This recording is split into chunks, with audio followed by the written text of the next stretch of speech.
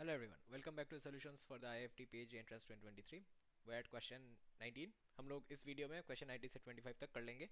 तो as usual while solving the questions मैं आपको हर एक ऑप्शन के बारे में थोड़ा सा बता दूंगा so that you can use this video as a revision tool also. Alright, चलिए क्वेश्चन 19 देखते हैं. क्वेश्चन 19 में पूछा गया हुआ है एस्टिमेटर अनबायस्ड कब होता है.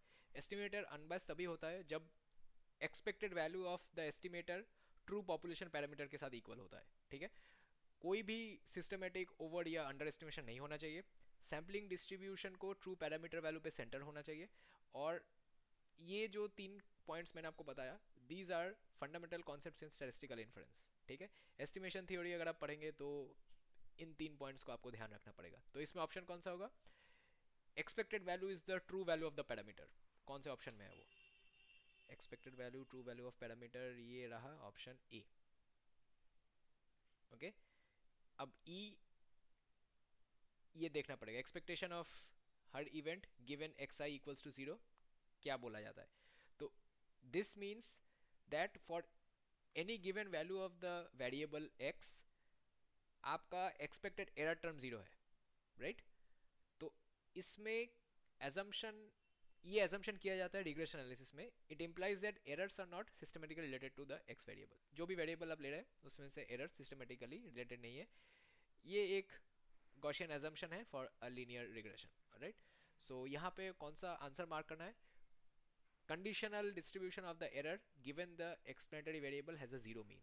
ठीक है, कंडीशनल डिस्ट्रीब्यूशन बिकॉज हम एक्सपेक्टेशन निकाल, बिकॉज एक्सपेक्टेशन के बीच में वो लाइन है, वो आपने कंडीशन प्रोबेबिलिटी में पढ़ा था क्लास 11-12 में जब आप लोगों ने बाइस थ्योरम पढ़ा था. वहाँ पे वो बीच में लाइन था गिवन, तो कंडीशनल प्रोबेबिलिटी बन गया. कंडीशनल वर्ड आपको ढूंढना है, कंडीशनल वर्ड जहाँ पे है वही आंसर हो जाएगा. ऑलराइट, सो इसमें से आपको, अगर आपको एडवांस स्टैटिस्टिक्स का नॉलेज नहीं भी होता तो भी यहाँ पे आप लोग आंसर कर सकते थे. Conditional distribution of the error given the explanatory variable has a zero mean because equal to zero लिखा हुआ है. Right, sample mean is much larger, ये तो नहीं होने वाला बिकॉज लार्जर का कोई सीन ही नहीं है. Dividing the error results in नहीं नहीं, ये तो बिल्कुल नहीं है. Dividing the error by the explanatory, ये डिवीजन का साइन नहीं है, ये कंडीशनल प्रोबेबिलिटी का साइन है. रेसिडुअल से अनरिलेटेड नहीं, अनरिलेटेड तो नहीं है, मीन जीरो होगा. ठीक है, होपफुली आपको समझ में आ गया. मैंने आपको ये भी बता दिया कि बाकी ऑप्शंस को एलिमिनेट कैसे करना है. चलिए क्वेश्चन 21 देखते हैं. T statistic is calculated by dividing. ये तो स्ट्रेट कट क्वेश्चन है.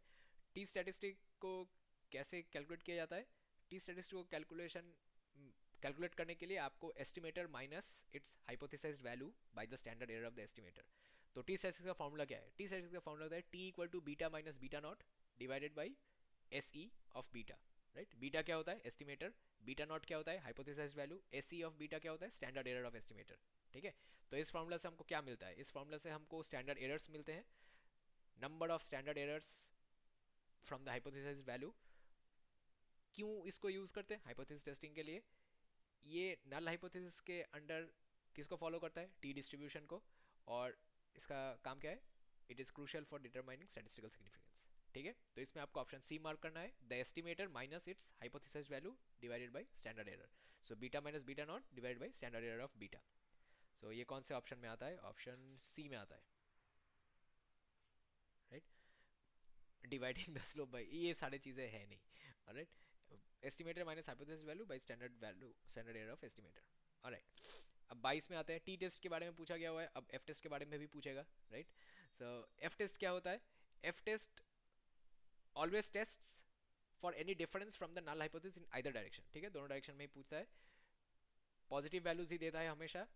Cannot be one tailed because it states test for overall significance. Overall significance निकालता है, इसीलिए ये वन टेल नहीं हो सकता है. ठीक है, बिकॉज दोनों डायरेक्शन में चेक करता है. राइट, इस्तेमाल क्यों होता है? It is use to compare variances और टेस्ट मल्टीपल कोएफिशिएंट साइमल्टेनियसली. ठीक है, तो क्योंकि दोनों डायरेक्शन में चेक करता है, देयरफॉर ये टू टेल्ड होना चाहिए.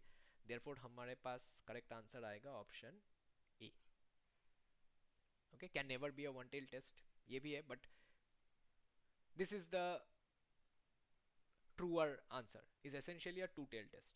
ठीक है, if the intercept included in the regression equation, when is the problem of dummy variable trap? dummy variable trap कब मिलता है हम लोगों को? dummy variable trap actually होता कब है? जब we include more dummy variables than necessary. ठीक है, इसमें परफेक्ट मल्टीकोलिनिटी मिल जाता है तो दिक्कत हो जाता है. नंबर ऑफ डमी वेरिएबल्स कितना होना चाहिए, नंबर ऑफ कैटेगरीज -1। इस रूल को वायलेट करने पे एरर हो जाता है, alright. One category must be left out as the reference category, तो इसीलिए नंबर ऑफ कैटेगरीज से हम लोग एक माइनस करते हैं। ओके, सो इसका आंसर होगा when we take dummy variables more than the number of categories. कौन से ऑप्शन में है, मोर। ठीक है, आप माइनस से इसीलिए लेस मत मार्क कीजिएगा, थोड़ा सा इक्वेशन लिख के सोचिएगा कि आप क्या सॉल्व करने वाले हैं इस क्वेश्चन के लिए। ठीक है, next, the successive trials with replacement in.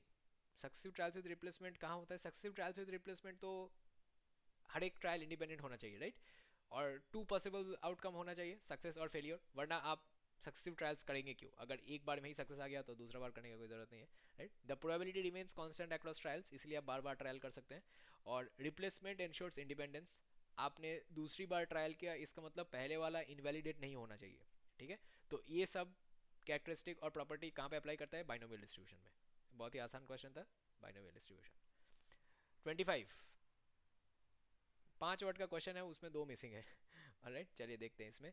A dash is a subset of a dash, तो इसमें सैंपल पॉपुलेशन का सबसेट है, राइट। क्यों, बिकॉज पॉपुलेशन पूरा ग्रुप होता है, right, population is the entire group being studied. Sample क्या होता है, पॉपुलेशन से सिलेक्ट किया हुआ एक स्मॉलर ग्रुप। सैंपल से हम लोग पॉपुलेशन का इन्फरेंस निकाल सकते हैं, और सैंपल हमेशा ही लार्जर पॉपुलेशन से ड्रॉ किया जाता है। लार्जर मतलब स्ट्रिक्टली लार्जर नहीं भी होना चाहिए, आप चाहें तो पूरा पॉपुलेशन ही उठा सकते हैं as a sample, so less than equals to का रिलेशन होता है। तो एनीवे सबसेट भी तो यहाँ पे आपको बोला नहीं गया हुआ है कि प्रॉपर या इम्प्रॉपर, वैसा कुछ नहीं है, राइट। सो यहाँ पे sample is a subset of population. Option B तो बिल्कुल नहीं होगा, स्टैटिस्टिक और पैरामीटर नहीं, पैरामीटर एक स्टैटिस्टिक होता है, और इन सी और डी को मार्क करने की कोई जरूरत नहीं है, सैंपल पॉपुलेशन का सबसेट होता है, ऑलराइट। सो हम लोगों ने काफ़ी सारे क्वेश्चंस एक बार में ही सॉल्व कर लिए।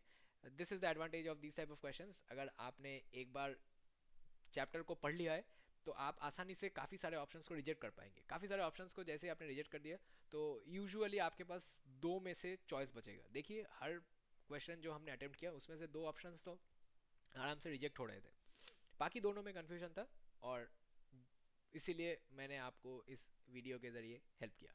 Okay, so if you have to revise all of this concepts before the exam, और या फिर आपको कोई मॉक टेस्ट वगैरह चाहिए आने वाले एग्जाम के लिए, do not hesitate to contact the numbers given in the banner. आप उस नंबर पे व्हाट्सएप भी कर सकते हैं, ईमेल आईडी पे भी मेल कर सकते हैं, और team will get in touch with you. अगर आपको इस वीडियो पे कोई भी कमेंट सेशन फीडबैक कुछ भी डालना है तो आप ज़रूर यूट्यूब का कमेंट सेक्शन यूज़ करें।